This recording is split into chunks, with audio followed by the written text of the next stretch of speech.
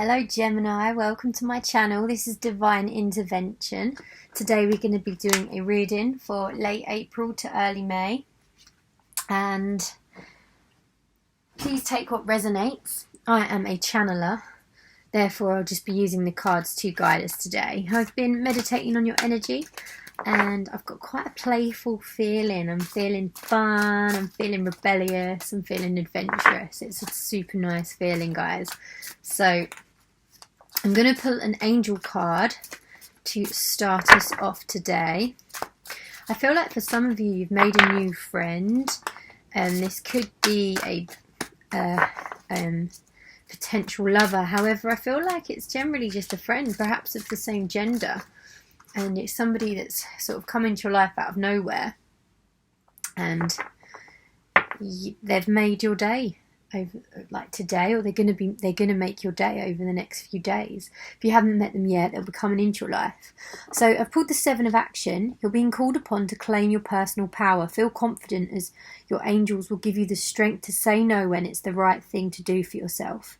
Your struggle may actually stem from an unresolved inner conflict rather than a conflict with others. I feel like some of you recently have been happy that there's been less pressure on you to commit to things. You've liked the freedom of not committing to social events. And Spirit's telling me, however, there is going to be a moment where perhaps there's going to be a... Spirit's telling me family event that you don't want to go to, that you're feeling the pressure to go through. Perhaps it's a sibling's birthday. Perhaps it's around a friend's house for a gathering. Either way, you don't want to really go, and Spirit's telling me that this week you will be making a plan to try and avoid it in the nicest way possible. As the angel card suggested, this is going to be an inner conflict that needs resolving. You guys are going to have a problem saying no. You haven't had to say no for a while, and this person could put you on the spot. We've got two tens, the Ten of Pentacles in reverse and the Ten of Wands up the right way. This denotes to me that there is a end of a cycle coming.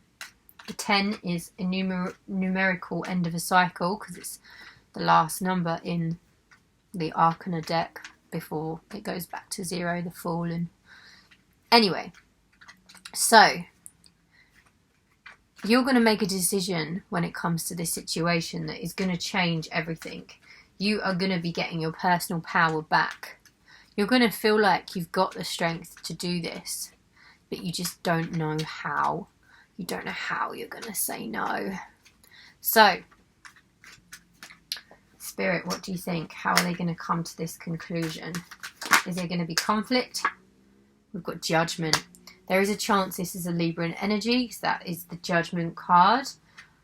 However, you're going to feel judged. You are going to feel like this is one of the obstacles that you're going to have to get over. So, feeling judged when you make this decision. This is also a scorpionic energy, which I've got here, which is... It's crazy because you've got the two tens, which is the end of a cycle, and the scorpionic energy, which is the death of things. I feel like this is going to be a rebirth of you. So this decision, you're going to judge yourself harshly for whilst making. I feel like you're the only person who's really going to judge yourself on this decision, because you're going to work out the way to do it right, in which you won't really be affected by the opinion of others, whether it's family, friends, work colleagues. You're gonna refuse to feel the pressure, because you're gonna make this decision in such a way which pulls your power back in, that you're just gonna be like, fuck what you think. At the end of the day, you've got to remember that what people think of you is their reality, and it says more about them. Got the Four of Wands coming out after the Judgment card. This card I absolutely love. This is like, you literally are going to make the plan and go in full throttle.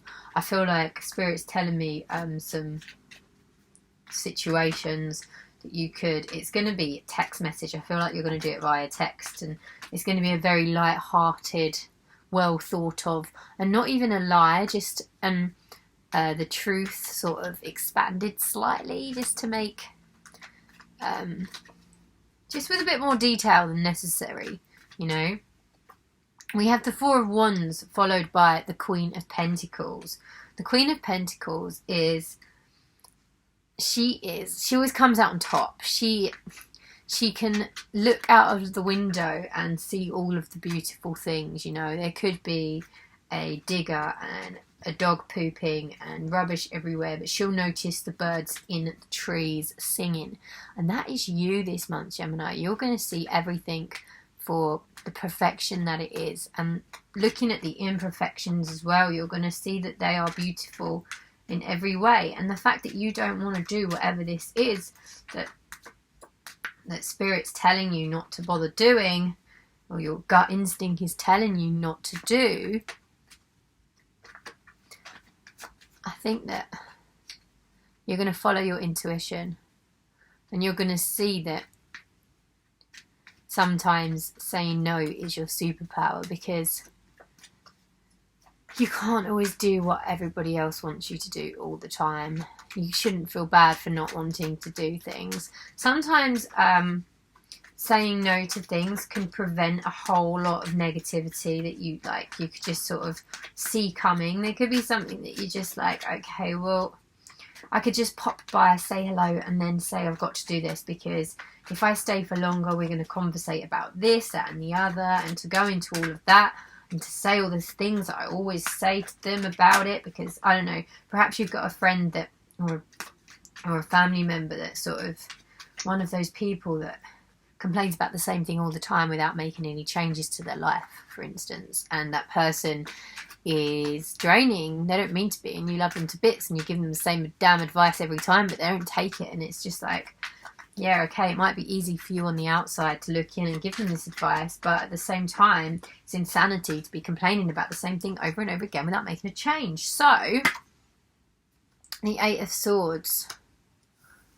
Ooh, the Eight of Swords. This card,